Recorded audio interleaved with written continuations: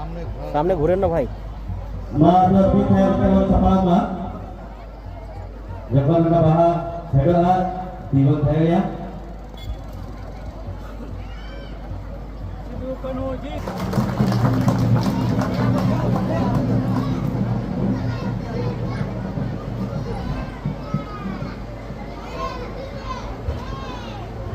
মূলত এখানে আমরা উপস্থিত হয়েছি আদিবাসী সম্প্রদায়ের যে একটা বিশেষ উৎসব 171তম হুল দিবস, সেই হুল দিবসকে উদযাপন করার জন্য আমরা এখানে উপস্থিত হয়েছি। এই বীরভূমের দেউচাপাচা আদিবাসী সমন্বয় হুল কমিটি গ্রামসভা সমন্বয় হুল কমিটির উদ্যোগে ভাই সুশীল যে এখানকার এলাকার মানুষজনকে নিয়ে আজকে 30শে জুন হুল দিবস, আজকে বিপ্লবের দিন, আজকে রক্তের দিন, আজকে সংগ্রামের দিন, আজকে হুলের দিন, আজকে উলগুলানের দিন।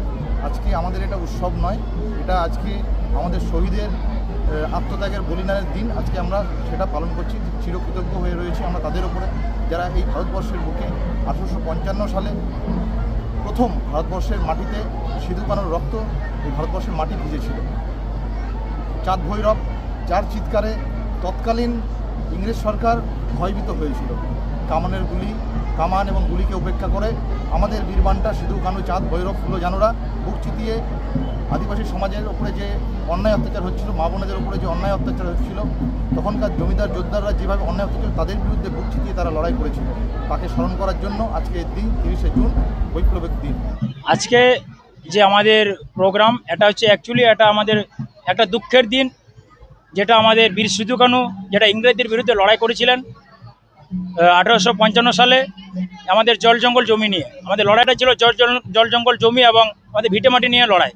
যে হারে তখন আমাদের আদিবাসীদের উপর অত্যাচার চলছিল, ইংরেজ সরকার যেভাবে আমাদেরকে অত্যাচার করছিল, সেই জোর জুলুম থেকে বাঁচানোর জন্য তারা কিন্তু ইংরেজদের বিরুদ্ধে একটা বিদ্রোহ ঘোষণা করেছিল। সেই বিদ্রোহের জন্য তারা কিন্তু আজকে কিন্তু বলিদান দিয়েছেন। তাই আজকে সেই স্মরণীয় দিনটা, তাই আজকে এটাকে আমরা ঐতিহাসিক হুল দিবস বলে আমরা পালন করে থাকি। এটা হচ্ছে আমাদের 171তম হুল দিবস। আমার নাম সুশীল মুর্মু, গ্রামসভা সমন্বয় হুল কমিটির সভাপতি এবং আদিবাসী শ্রমিক ইউনিয়নের সভাপতি।